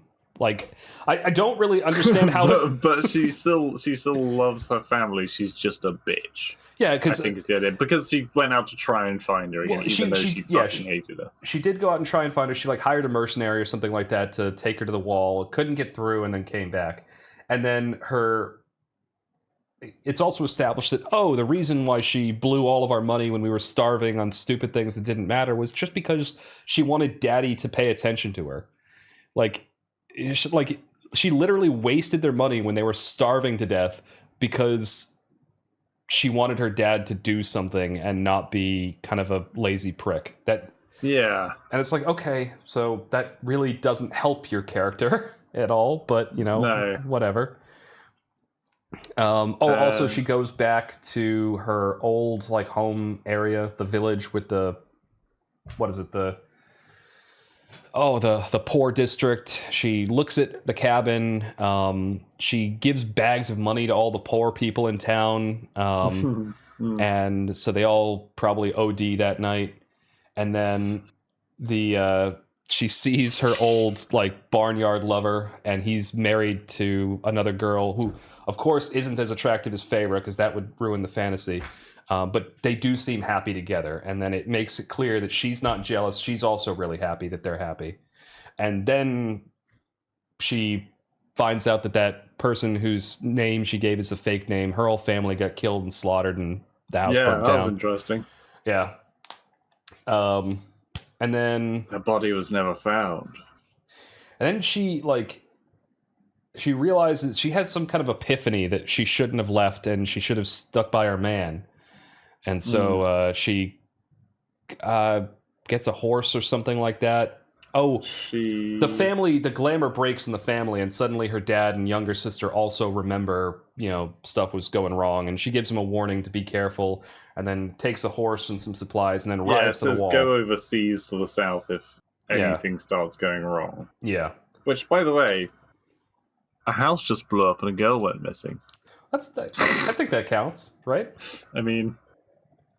yeah, maybe. Anyway, so she finds her way through the barrier, makes her way back to the manor house, and it's totally fucked up. Like, torn apart, banisters are all smashed up. So she gets to the barrier and she can't get through it. Yeah, but she ends up like feeling her way through and finds she like just, a couple rocks. Walks around it to like use a fucking pair of wire cutters to get through. It's just a fucking bullshit pile of shit. Yeah, there's like she realizes that there must be a hole because the Fae are able to get out, so there's clearly a tunnel somewhere, and she finds like this pair of stones that marks like an entryway where she can get through. Yeah, and she takes the horse through, I think. Yeah. And then she gets the metallic magic smell. Then she gets back to the manor house. It's all torn up. Clearly there's some kind of a battle there. All the other Fae are missing. Yes and no. There was a battle there, but also the main people just fucking walked out. Yeah. So why was there a battle? I don't know. I think it's because that's more dramatic. I think that's why, yes. So, anyway, and then Alice is there, and Alice fucking chews her out. And now that she's failed in her quest, they're able to reveal to her what was actually going on. There actually wasn't really a treaty type thing. There was no reason, like he didn't have to bring her back, but essentially he got cursed by the mysterious Amaranth, who is Amaranth is the Twitch streamer. I know, I did that on purpose. Okay, cool. So she gets brought back. So Alice goes over everything. Basically, Tamlin was cursed. The masquerade masks. But yeah, she cursed everyone in the Spring Court, and Tamlin basically had to a really weirdly specific curse. Yeah, so he had to find a human woman, who was willing to murder a Fae with one of his men specifically. One of his men, and just with pure hatred in her heart, and then have that woman fall in love with him and tell him that she loved him. Which, going back to the plot point about the "I love you" earlier, it's like, yeah, okay. The whole second half of the book probably wouldn't have happened if she had just like said it. Alice is throughout this whole time, she like really lays into her and like is like shouting her down the whole time. Thing is, they said that they've been trying for years and they'd lost like 90% of their men or whatever. Yeah. But how did that happen? Because if the fucking humans shot the fairy, then why didn't they kidnap the woman? Well, so what doesn't make sense. So I think they established that it was all like it was either like old women who kind of he's a little. Why would the fairy let themselves get killed by a fucking pensioner? And this, I think, is something that isn't really well established in the book, because it's either old women or like male mercenaries or soldiers that kill them, and so it's like, why would they allow that to? Because they're fairies. The one that she killed literally let it happen, but it made sense for him to let it happen because it's like, oh, young attractive woman who like hates me, that's the one for my boss. Yeah, right. I mean, it's really fucking creepy when you think about it. But it is. She goes through like, oh, he's not into redheads. I've just fucking lost my life for nothing. God damn it. It does go through like quite a bit of like she goes through what I would call like a little bit of mental gymnastics. At this point, she's already kind of fallen for him, and so despite how fucked the situation is, she sort of justifies it to herself. Which, I mean, and in hindsight, yeah, I don't know. It's really fucked up if you think about it, but they're both head over heels for each other at that point. So how they eventually, how they originally got together, it's like, whatever. Yeah. So she convinces Alice to like take her to the Under the Mountain area, which is it's a sacred mountain that this evil queen bitch has set up as her court. Do you know where Under the Mountain is, Kaiser? It's in the middle. It's basically, it's basically the middle. I was gonna say it's basically the border between England and Scotland. Hadrian's Wall, also known as Under the Mountain. Yeah. It takes them like I want to say less than 2 days. Well, and to walk. Well, and here's the thing: they don't walk all the way there. They walk to a cave that's still in the spring court that has a tunnel that goes to under the mountain. Has a teleport point in it. Basically, yeah. I think they even got to the cave. I think so. She gets to the cave. Alice tells her, "Don't trust any of the fairies. Don't make deals. Don't drink the wine." And she, does all of those things. Yourself. And so Fairy goes down the tunnel, and she's like, "Right, I need to. There's multiple paths, and I need to find the correct path." And then she instantly gets fucking caught. She is like 2 steps into the fucking mountain and gets caught like a fucking idiot, right? And and I think this is the reason why they did that. They jump cut to her being under the mountain. And that is the teleport point. Stop! You violated the law. Because there is no way in fuck she could navigate a tunnel system spanning England. Yeah. To get to one room. Yeah. Oh, anyway, but so it turns out that what's basically happened is this woman, Amarantha, who is like, she was like one of the big bad generals for the King of Highburn or Ireland. And apparently she had a sister that fell in love with a human general in the war of, fighting to free themselves from the Fae. And that human general had a very forgettable name, and I had to several times remind myself. It was like it was like Jumanji or something. It was like Jordan, George or Jess Jorgen. I think it had like an Jürgen? I in there. Jürgen, maybe? I don't know. Whatever. It started with a very J. Forgettable. Started with a J. So he seduced this chick's sister, and then used her to like. It didn't even seem like she had all that much useful information. He literally just like got her to fall in love with him and then brutally murdered her. Yeah. And it almost seemed like he was just doing it for fun. Like he did. The shit's a giggle. Yeah, he fucking flaunted it like an idiot. And so she got really mad and she like tortured and killed him, and that apparently was one of the reasons that the Fae... Well, it didn't technically kill him. Yeah, I know. Well, we'll get to that. But that's one of the reasons the Fae technically lost the war, was because she spent all her time torturing that guy instead of making like a big push to in some decisive battle or something that gets brought up. But yeah, and then I think... we get to the... Sorry. I was going to say, and then we get to the one true victim of this fucking story. Poor fucking Claire. Yeah, actually, that's true. So she gets brought before this queen in her court, and Feyre does that. Yeah, Feyre does, and the queen like points out, it's like, oh yes, it turns out that are you the actual, like, she clearly doesn't know like if she's the lover or not. Rysand is there, and it turns out he's the High Lord of the Night Court, and he. Like, she asks him, is like, oh, is this the one? And he's like, oh, all the humans look alike to me, which he's clearly bullshitting her, like playing his own game. But the queen shows off Claire Better, the girl whose name she gave as a fake name, who had been like basically tortured to death. A whole bunch of like cuts and whip marks and red lines, and I don't know. Very dead. Yeah. Very, very dead. Dead and like crucified, basically, up on the wall. Claire had done nothing wrong whatsoever. Claire got a really bad shake. You're right. She is like the one truest victim in this entire story. I don't think could have mentioned anyone horrible at all. She should have mentioned her sister,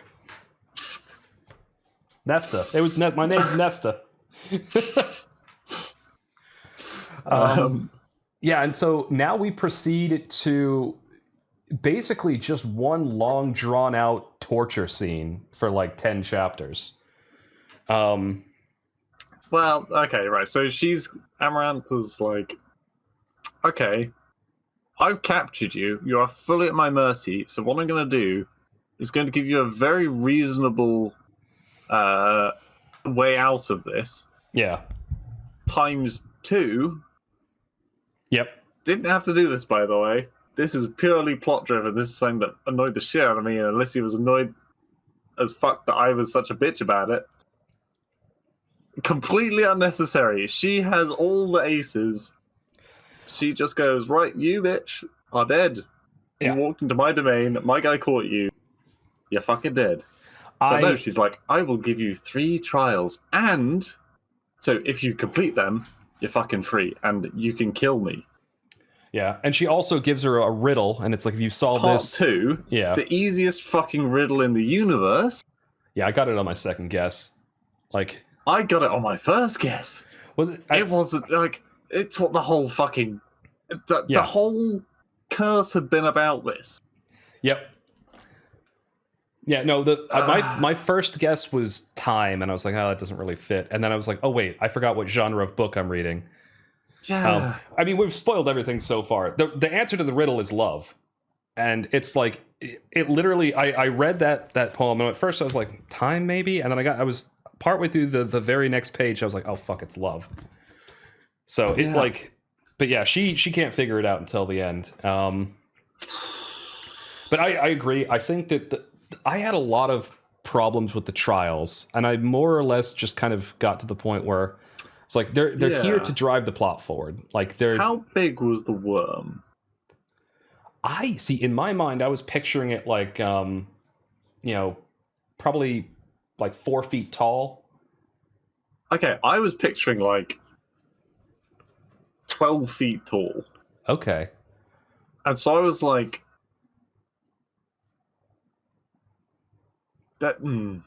first of all, how is it moving so fast? Well, have you ever seen? But then I was like, okay, but you see, like, snakes can move ridiculously fast. They can, or like if you've ever seen like a millipede, right? The way those things. Yeah, but they got legs, and the snakes have like muscle, right? Whereas this is essentially a worm. Worms don't move fast. So I was kind of picturing like a dune worm. Yeah, it did kind of have that kind of thing. Anyway, so we're getting a little ahead here. Yeah. But yeah, she has to go through 3 trials. The first one is she's fighting a worm because apparently somebody told the queen that she was a hunch. Oh, also the whole reason behind this. Oh, the one thing I think might explain why she had her do the trials is the big plot point is the queen bitch. Like, her motivation behind any of this is she also thinks Tamlin is hot and she wants to bang him, but Tamlin doesn't want her. And so, like, throughout all of this, Tamlin is doing his best to keep a poker face, and he's sitting next to her on her dais. So I think maybe the reason she's doing all these trials is basically to break Tamlin down and get him into her bed. But she could do that just by literally torturing her. Yeah. Again, or just having, like, all right, you 6 fairies. You know, I'm not going to say it, but you know what I'm going with this. Like, yeah. Giving her hope is not. Yeah, this is more like it. The trials definitely have like a Greek myth kind of thing to them, where it's like it's set up more to be like an allegory of, like, even if it's not the most logical thing that she's doing there, it's there so that Feyre can, like, struggle and have something that is. She has to prove her love and make up for not saying she loved him like 10 chapters ago. Also, there's gonna be a lot of this. Also, first trial. Yep. Way more impossible than either of the other trials. Oh yeah. The other trials, by comparison, a child could. The third. Not even exaggerating. A child could complete the other ones. I'll say I'll wait until we get to it, but the third one is the one that I like. The number 1 and number 2 I actually thought were quite well done. Number 3 was the one that made me fucking furious. But I think I know why, and I think I agree with you.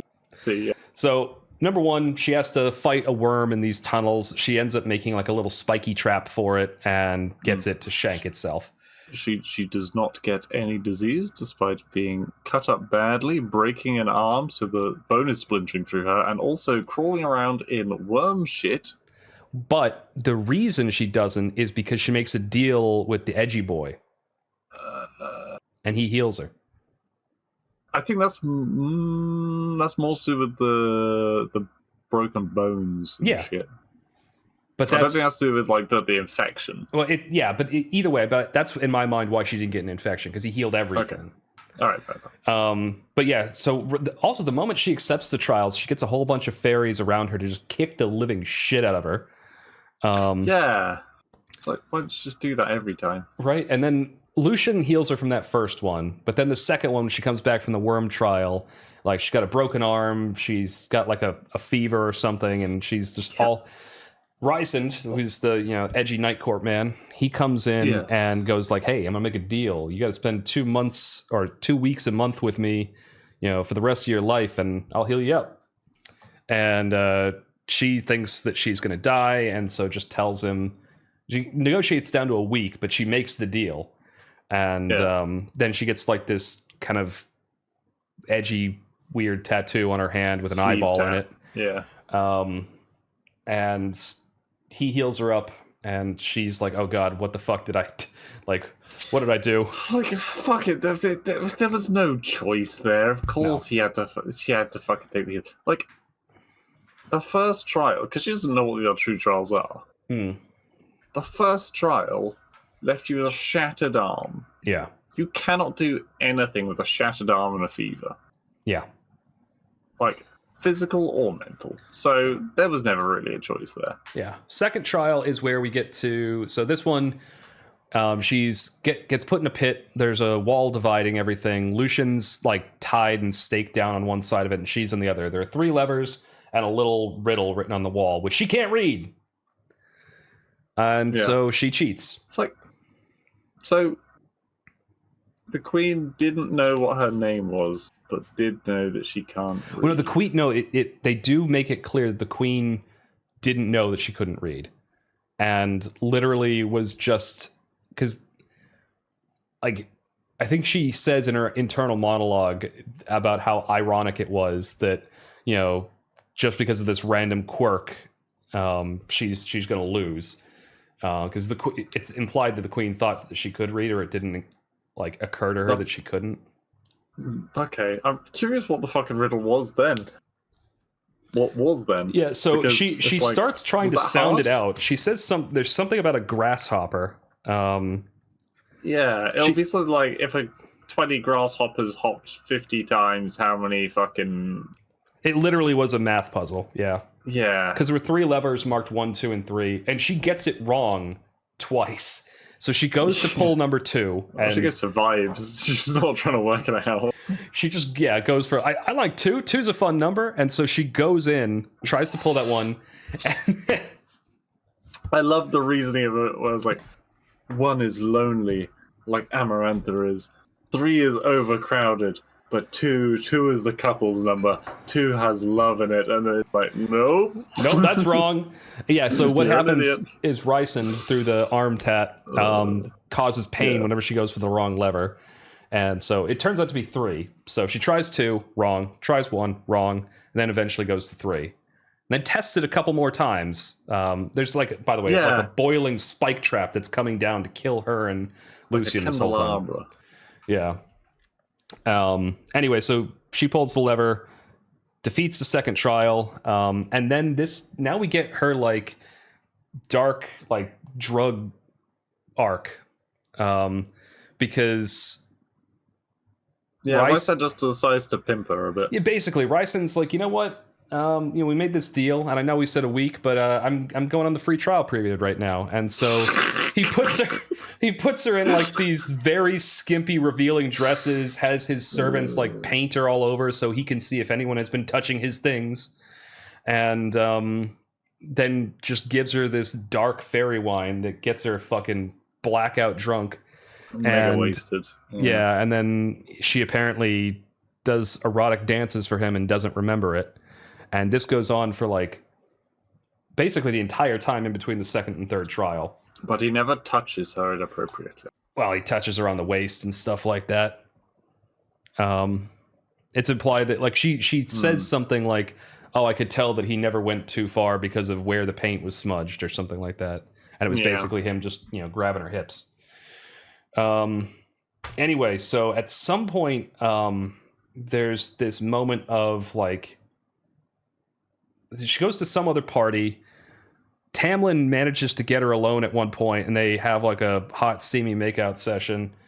But Lucian about to de-trouser. Yeah, and then so Rysand interrupts them, and then kind of Tamlin goes running off, and then he starts making out with her because he realizes that the queen's about to come in, and if she saw that Tamlin was doing that, she would get even more petty and get really mad. And so he made it look like he was the one that was going to ravage her, or something. And then they make fun of her or something like that. There's a whole bunch of like melodrama that happens throughout these chapters. It's like she's meant to be like, this is, it reminds me of like are you aware of the Greek myth of like the 12 tasks of Hercules? Yeah. So that's what this kind of reminded me of. It was like she's trying to prove her love and win back her man, and so she has to go through some of the most brutal suffering, mental and emotional and physical abuse possible, so that she can come out the other side and have earned her man. Anyway, so we get to the third trial, and this is the one that I fucking hated. So the third trial is literally like more than her having to do the trials themselves. This is the one that annoyed the hell out of me because it was so incredibly retarded that like so there are 3 black-bagged fairies that get brought out in front of her, right? Yeah. Hood over them, ash knives. So the ash being the thing that can easily be mistaken from the Dark Brotherhood from Oblivion starting quest. Right? But so she lays them out in front of her and goes like, "Hey, your task is just to kill these 3 fairies." And so she is really, really upset by this. But what I didn't get was like, what? The task is to kill all 3, right? But if Amarantha knew, or she kind of says over and over again that, oh, you don't really love him. Oh, you really are just a horrible person. You really just hate Fae. Humans are all treacherous, evil beings. So if she thought that, why in her mind would she ever think that this girl would have any hesitation to kill them? Like, if she actually genuinely thought everything she said about Feyre, why would she ever give her this task? Because she should have just assumed that she would have done it. I think she believed that Feyre was hot for Tam. And the idea was that Feyre would stab the first 2 elves, and then everyone would be like, but she wouldn't stab the third person. Yeah. Because then everyone would be like, oh, she's just a thirsty bitch that likes stabbing elves and doesn't care about us. Oh, yeah, that's something we should, to clarify. The first 2 were just random, generic nobodies. Yeah. And then the third one was Tamlin. And anyway, the first guy goes out like a bitch. The second one is a lot more stoic about it, and she goes out with some dignity. And then it gets to Tamlin, and she's starting to panic and going like, "Oh shit, no, I can't kill him. I love him." And then the level of bullshit's reached an all-time high for me. I fucking hated this. Flashbacks to like all these other conversations. It was like, oh wait, Alice told me I shouldn't believe everything that I've heard in the last few months. And there were 2 times where I randomly heard other people talking, and they said a very commonly used phrase among humans that is not literal, and I am meant to realize that they are being literal, even though I've heard it twice in the months that I've been around. Yep. And it's at that this exact moment. He has a heart of stone, and it is literal. He has a fucking rock heart. And so she's like, oh, it's okay if I shank him. Like, she has this revelation of like, it's okay. And so she stabs him, and he's okay. There's so many fucking things stupid about it. Yeah. The third trial was just kind of dumb in general, but it's all right because it doesn't last very long. And then, you just keep talking. So then after that, what happens is like he's bleeding, but it's sort of, gets trial. And then she's like, I said I'd release him, but not immediately. And so she starts immediately beating the ever-loving shit out of Feyre. And like, screaming at him in classic jealous bitch fashion and going like, admit you don't love him. Admit that, I don't know, you were just into his rippling pectorals and... Which is like, okay, so the trials from the beginning, which we dedicated like, let's say 12 chapters they took up a significant part of the second half of the book. Completely fucking pointless. Yeah. Because she just had to solve the riddle in the end. Well, no, because not even... Like, God, there was a riddle, because, you won the game. Well, tough. I win still. So much for fucking magic controlling the rules of these things. Yeah. You can't bullshit too bad. Yeah, literally just some wordplay. Anyway, so she starts beating the shit out of her, breaks all her bones, turns her into a little pile of goo on the floor. Tamlin's trying to get to her, but he's not healing properly. Rhysand tries. Yeah, he tries to. He goes up there and starts like... which he later admits that he just did that to try and make himself look better, even though he knew he couldn't do anything. Anyway, so as she's bleeding out and like her neck's about to snap, she manages to get out the answer to the riddle is love. And then that fixes everything. She's dead, but she's like looking down. Like Rhysand has like a piece of her soul or something like that. So she's dead, but not really dead. Yes and no. No, I don't think he does. But we'll get back to that in a second. Well, it's described that the entire next scene is seen from Rhysand's perspective, but she's seeing it through his eyes. Yes. Which is why I assume that he had like a bit of her soul or something. I think that's why. I think the whole the deal is why she is still seeing it, and it's also a kind of workaround for how it's not her being her first person for the whole book. Yeah. Anyway, Tamlin, he gets all his powers back. She solved the riddle, and he fucking obliterates her in like 2 seconds, slams her into a wall, shoves a sword through her face, and then they need to like they basically do that. Have you ever seen Pokemon the first movie? I thought you were gonna say Avatar, as in the people. that's there too, but Pokemon the first movie did it first. But basically, the dead person, everyone like cries and gives little bits of themselves, and it brings her back to life. And the lords of all the 7 chords. So I knew that at some point they were going to have to address the fact, because she brings it up multiple times, that she's not immortal and he is, and she's going to grow old and blah blah blah. Yeah. So I'm like, there's going to be some way that she becomes immortal. And I did not see it coming, and I am sad that it did, because frankly, I think it was way cooler having a cross-mortal relationship than, now she's just an immortal.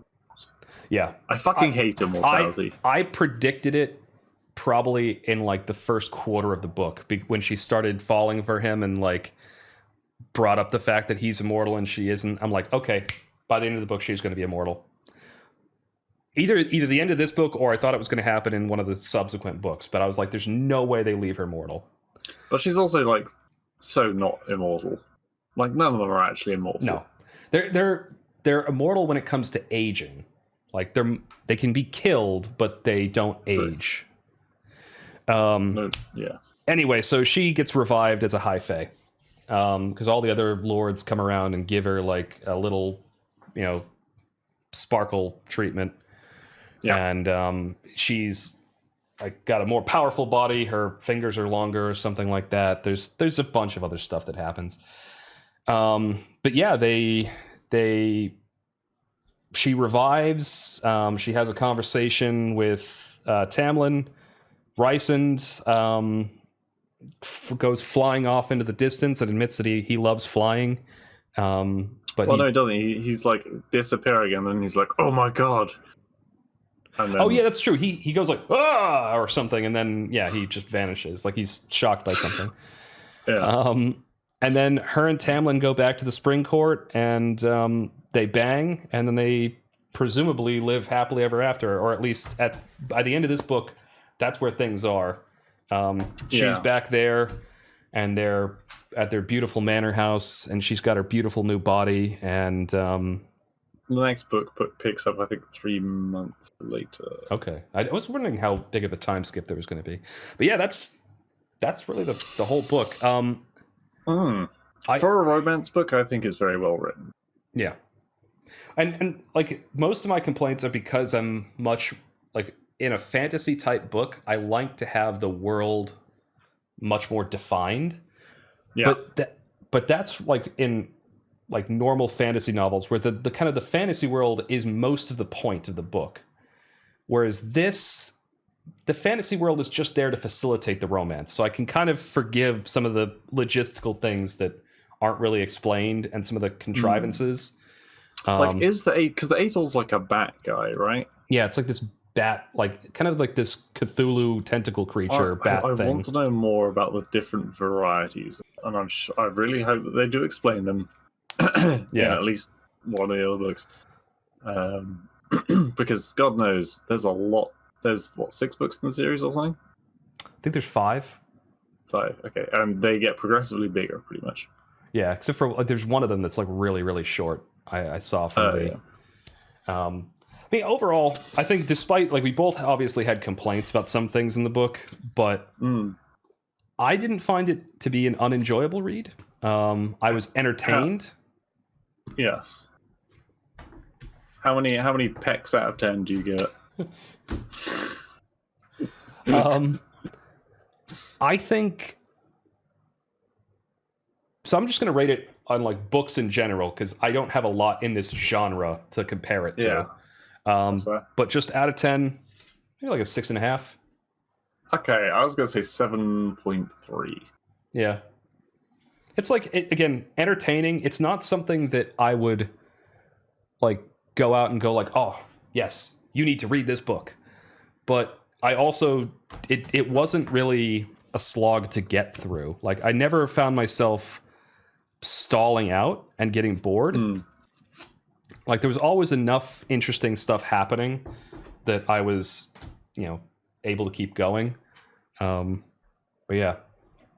What about you? Yeah, it's definitely been, so the 2 times I've most been reading this have been either at a coffee shop with Alicia, who's just been sat reading books. It's been really nice, which I haven't really done before. Or just before bed, reading a chapter. Just like ease me into sleep. Yeah, for the first part of the book, I was reading like probably like a chapter or 2 a day. Just like I'd basically during the workday, if I need a break from work, I'd go in the living room, read a chapter, and then get back to work. I definitely cleared the latter half of it on this last work trip because I had a lot of time on the plane and a lot of time in my hotel room. And that's when I really kind of blasted through the last like 15, 20 chapters. I think because there was a point where you'll remember I said there was a point in the book where I was like, oh, I'm reinvested now. And that's when the Under the Mountain part started. And I was excited to see that because it suddenly got really fucked up. It got really fucked up for some of those parts. I figured it was that part because I went through the exact same thing. I got to those chapters and suddenly I was blowing through like 5 or 6 chapters at a time because like not to say the other parts weren't good, like they were nice, pleasant, but I think using words like nice and pleasant doesn't keep you enthralled. No. You don't want horrible tasks and torture all the time because you will burn out, but like I think if they'd interspliced it a bit more, maybe. Well, the book, I think the plot definitely followed a very clear formula where you start off and you see that she's living in kind of a destitute situation. Yeah, the human world tutorial at the beginning. Yeah, you're living in like a shit situation with privation. There's some kind of a big conflict, and then suddenly you're somewhat safe, if a little suspicious, and well fed, and you start to like relax into this new life. And then there's sprinklings of darker stuff happening, and then bam, you're in the end game. Yeah, and then it gets really fucking dark, and then after all the darkness is over, you get your happy ending. Well, yeah. Again, also, I'm not gonna lie. I was kind of disappointed by the amount, the strength of the romance. Kind of, I think that was very weak source for a romance book. But having started the next one, and it's immediately launched in with something a lot spicier than in the first book, maybe they were just like, we don't want to scare people off in the first one. So I think you see that with a lot of things too. Whenever you've got like a story, TV show, game, movie, book, where there's going to be kind of edgier content, I feel like the first season is usually the lightest on it, or like the first movie, say, in a series. So you say that, so particularly with anime, right? There is a definite, obvious trend that I saw. I didn't hear about this, I just witnessed it, and I suddenly put two and two together. Shows like Tokyo Ghoul, right? The first episode of have you seen Tokyo Ghoul? I haven't, but I think I know where you're going with this, where they open up with the like super spicy, super crazy, things are going to hook you. Very extreme. It's very violent. It's very visceral. They hook you, and with then that. Episode 2 is just kind of goes on the downturn. Yeah, I definitely have seen that, particularly with anime. Yeah, but then like 2 seasons in, and they suddenly get to like a really fucking spicy is not the right word, because it's like unpleasant experience. I don't want to. We're not here to talk about that, but like. Oh, anyway, yes, good book. I'm gonna probably read the second one. I mean, I own the entire series now because, like I said, when I bought this, it was buy the first book for $30 or buy all 5 for $50. So I was like, well, I'll just get the whole series then. So I might read the second one, if only just because I have it. Yeah, maybe we'll do another of these. But the second book is like twice as long. Yeah. Also, just looked at the time. We've been talking about this book for 2 hours. Yeah, I got work in the morning. God. All right, but yeah. Any final thoughts? I think we both basically just did our final thoughts there. Yeah, we did the rating. We did our final thoughts. All right. Well, yeah. Hopefully, y'all listening enjoyed that discussion that we had. There won't be people who are going on this video and wondering why it's not just the full text of the book that's on the screen, like with the movie reviews. That really is living rent free in your mind. That guy that commented. It was not just one guy. It was like 6 different people. It happened on so many different videos. Anyway, yes, but that's what we thought of the book. Like I said, definitely not an unenjoyable experience, and definitely outside of our normal genre of choice. But yeah, that's all for now. You'll hear us next time, maybe with another book review, maybe with something else. But until then, have a good one. Bye-bye. Farewell.